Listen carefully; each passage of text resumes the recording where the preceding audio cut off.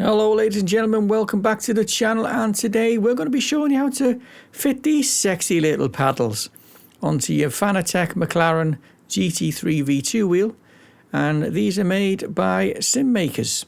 So let's get on with it. Let's show you how to make them. So this is what comes in the set: a couple of paddles and a cover plate with the screws. Simple package. It's a fairly simple install. Don't be too afraid to have a go of it. It's just screws. That's all it is. Screws and two plugs. That's basically all you've got to do. So, to start with, we need to get these buttons off, and they literally just pull off. So, and then we're going to get these screws out. And then there's a couple of other little nuts and bolts we need to get off, but we'll get to that in a minute. So, start by pulling your knobs off. It was a bit of a tough one. Then unscrew all your face screws. Once that's out, pull your little red toppers off your toggle switches. Behind them is a little rubber dust cover. Make sure you pull them off also. Take your long nose pliers. Just undo the actual nuts. Pull them off. Pull out all of the washers, anything that's behind it. These ones are a little bit more fiddly, but again, your long nose pliers should be enough. Unscrew as shown,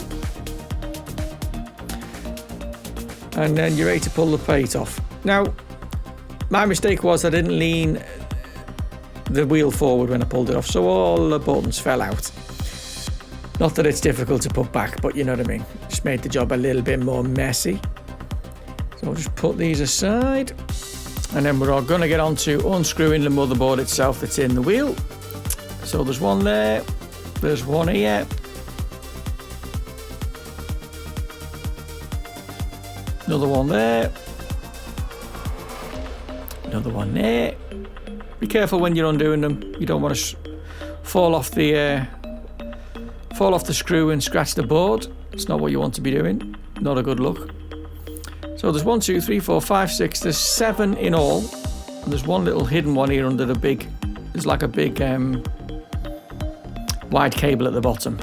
Then there's 2 little ones on the screen, on the little LCD screen. 2 tiny ones. Just take them off.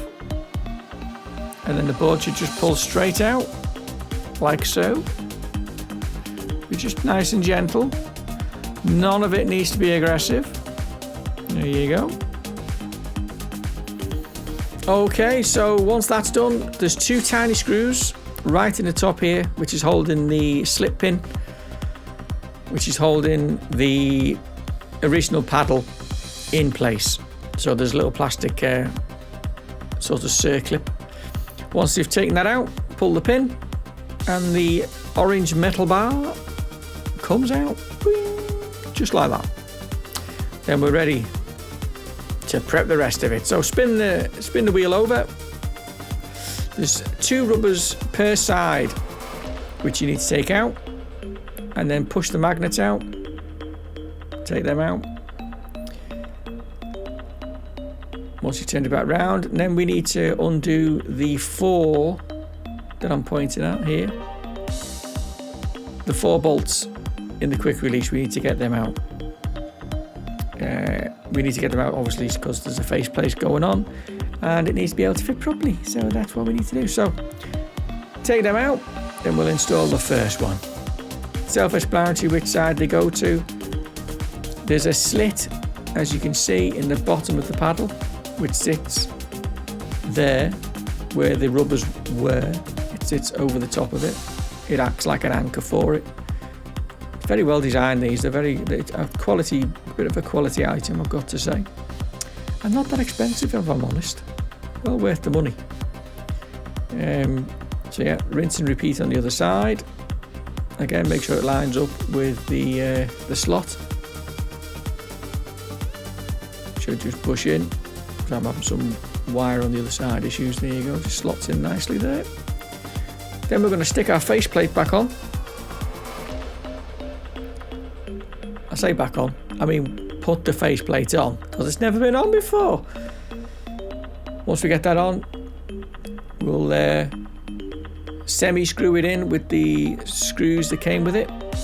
Again, don't tighten it up at this point, just put them in so it keeps everything in place. Once you're happy with the fitment and where it is, re-screw your quick release back in, like so.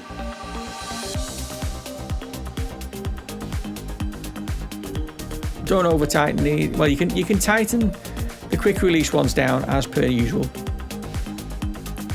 and just don't over tighten the ones that are in the plate that come with the plate. Once that's done, flip it back over. You want to place the board back, make sure that you're not pinching the new wires that you've just installed. Make sure they're cleared. There's plenty of room for them, by the way, but just be doubly sure. Once you're happy that everything's in place and nothing's pinching, we'll go back to sticking all of the motherboard screws back in. So let's get busy with that. Like I said, there should be 1, 2, 3, 4. I think there's 7. 1, 2, 3, 4, 5, 6, 7. Yeah, there is, yeah. There we go. Once they're all in, nice and tight. Don't over tighten them, obviously. Stick your 2 smaller screws in for your LCD screen, and they're the 2 plugs that we need to pull out. That one, which is from the original, it's the original paddle switch, which we need to disconnect because we've got new ones now. So you easily move them out of the way, hide them somewhere within the frame. Plenty of room in there, don't worry about it. The faceplate's actually flush, so that it's not going to really hit anything, but obviously just wiggle them out, move them out the way, never to be used again, ever. Once you've got them out the way, you can start plugging in the new ones. They only fit one way, so don't be worried about whether it needs to be what orientation. It literally only has one way to fit, due to its little face slots. Once they're in, we're just going to move the wires out of the way so it doesn't pinch on anything when we put the faceplate back on. So we're just going to move them out of the way as best we can. If you're not sure, just test putting the faceplate back on without the buttons. Once we're in, we're going to stick everything's in reverse now, so we're going to stick the screws back in. I recommend having them at just hand tight, don't go too mad. Now let's stick it on the wheel. Oh, you see, that already sounds a ton load better, doesn't it? Nice little click there, lovely stuff. Now to think a bit of trial mounting in the Beetle, just to have a feel of it. The sound quality, don't we, listen? Come on, Cliff, change gear, lad. And pull a gear, there you go. Go down a couple here. Very nice. Very nice indeed.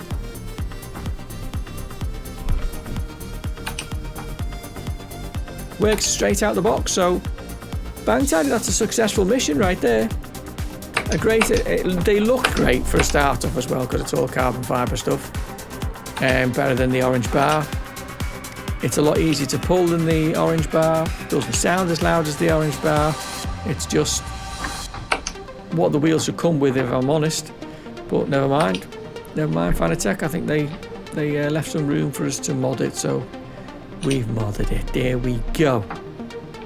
So, would I recommend them? Absolutely. Premium product, feel lovely. They're about £118 delivered. The delivery time can vary though. It took them 3 weeks to get to me. Could take 3 to 4 weeks. So that's the only downside to them really. Other than that, it's a very easy install, as you can see. Fits right out the box, and will improve the McLaren wheel 100% on the shift side. So yeah, links in the description. Go knock your pipe out and go and get one. Bye for now.